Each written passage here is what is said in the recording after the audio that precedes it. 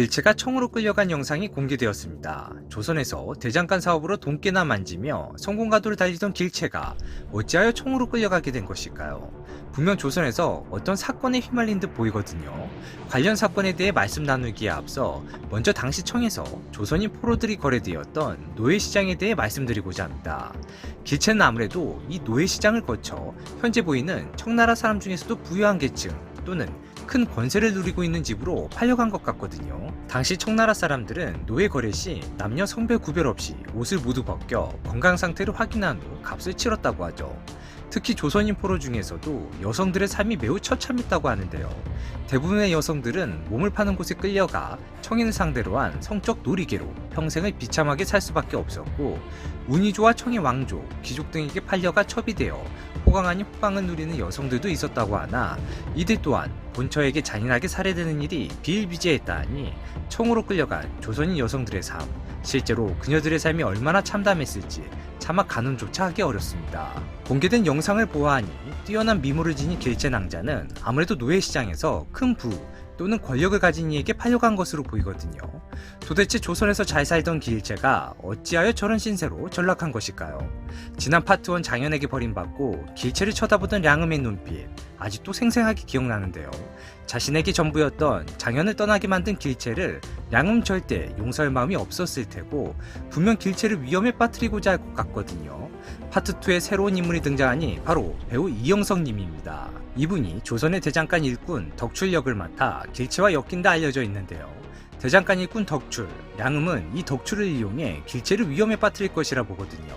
당시 조선은 병조호란을 겪은 이후 모든 대장간에서 무기를 생산해낼 수 없었습니다. 대장간에서 무기를 생산하다 걸릴 경우 그 즉시 법의 심판을 받을 수밖에 없었는데요.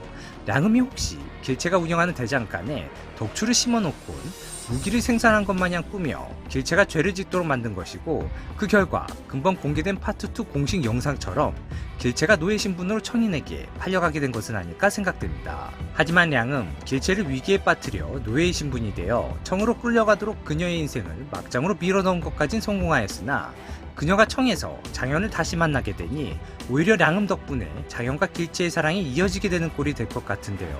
지난 1화에서 뒷모습만 공개되었으나 대부분의 사람들이 량음이라 추정하는 이 인물, 망쳐놓고자 했던 장현과 길채의 사랑이 오히려 자신 덕분에 이어진 사실이 량음에겐 감당할 수 없는 충격이 되었던 것이고, 하여 정신줄을 놓게 되어 해미서 지하 감옥에 갇히게 되는 신세가 된 것은 아닌지 모르겠습니다. 하나 더, 연인 파트 1이 종료된 이후 미방문 영상이 공개되었거든요. 그중 남현주가 최명길의 대화 내용이 향후 파트 2에서 남현준이 겪게 될 이야기를 미리 알려주는 복선되는 대화 내용처럼 보여 추가로 관련된 이야기를 나눠보고자 합니다. 근래 논의가 과하지 않은가? 젊은 자들은 항시 이게 문제야. 최명길은 조정신료들이 모두 보는 앞에서 세자까지 언급하며 인조에게 바른 길로 가야 한다는 직언을 한 사실을 두고 남현준의 행동을 과하다 말하고 있는 것인데요. 먹고 자고 싸고 울고 웃는 인간을 모르고 나란 일을 논할 수 없는 바, 젊은이들은 순정하고 뜨거우나 인간을 모르기에 항시 이것이 문제라며, 더불어 적에게 자식을 내어준 아비의 심정을 알지 못한다면 볼모로간 세자저하에 대해선 함부로 입에 올리지도 말 것을 조언한 것이죠. 이와 같은 지적과 조언에 남현준은 정말이지 너무나도 남현준답게 타파였는데요. 전하께선 만백성의 아버지시니 사사로운 마음에 머물러 계셔선 아니 되지요. 남현준은 전하라는 위치에 있는 자는 만백성의 아버지 되는 자로 그저 인간이 아니기 때문에 설사 자식을 적에게 내어주며 잃었다 한들 그에 따른 슬픈 감정은 전하가 가져서는 안 되는 감정이라 치부하였습니다.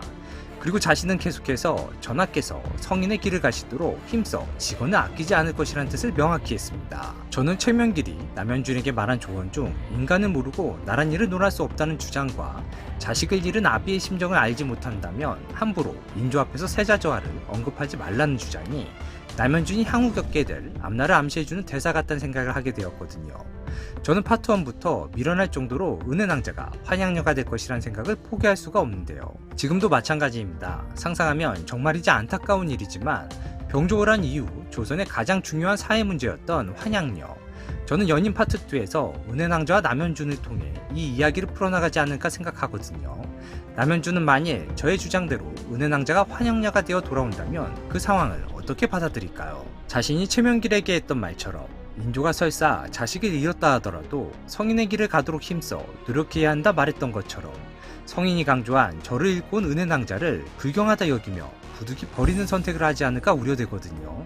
인간을 모르고 나란 일을 논할 수 없다는 최명길의 대사가 와닿는 이유는 당시 어렵게 다시 고국으로 가족의 품으로 돌아온 조선의 여인들은 절을 잃었다는 이유로 가족들에게 억압받거나 심지어는 몰래 버려지기까지 한 것으로 보이거든요. 나라에선 설사 절을 잃고 돌아왔다 손치더라도 홍제연의 물에 목욕을 하면 깨끗해진 것으로 간주하고 난리에 끌려갔다는 이유만으로 이혼하거나 여성을 내치는 것을 금했습니다. 그나마 조정에서 홍제원을 언급하며 이혼을 하지 못하게 제도적으로 막은 것은 최명길이 말한 인간을 알고 나란 일을 논해야 한다는 주장과 일맥상통하는 제도라 보는데요. 하지만 사대부들은 이런 인류애를 고려한 제도에 크게 반발한 것으로 보입니다. 절을 잃은 며느리가 조상님들을 모시는 꼴을 볼 수 없다는 것인데요. 이는 남현준의 생각과 맥을 같이 하는 주장이죠. 비록 가족이라 하더라도 절을 잃었다면 응당 그 책임을 감수하고 버림받을 수 있는 법, 이혼을 조정에서 제도적으로 막아서는 안 된다는 주장을 사대부의 입장을 대변해 남현준이 선봉에서 외칠 것 같다는 생각이 드는 건 저만의 우려일까요? 그러한 와중에 가여운 은혜낭자는 상처받고 버림받는 조선시대 환양녀를 대변하는 대표인물로 표현해내며 우리네 안방극장을 눈물로 뜨겁게 달구는 것은 아닐지 모르겠습니다. 부디 저희 생각과는 달리 남현준이 자신이 인조에게 한 말이 최명길의 지적처럼 실상을 고려하지 않은 치기 어린 직언이었음을 깨닫고 끝까지 은혜낭자를 품는 행동을 보여주길 바랄 뿐입니다. 연인 파트 2를 기대하며 오늘의 영상 마칩니다. 시청해주셔서 감사합니다.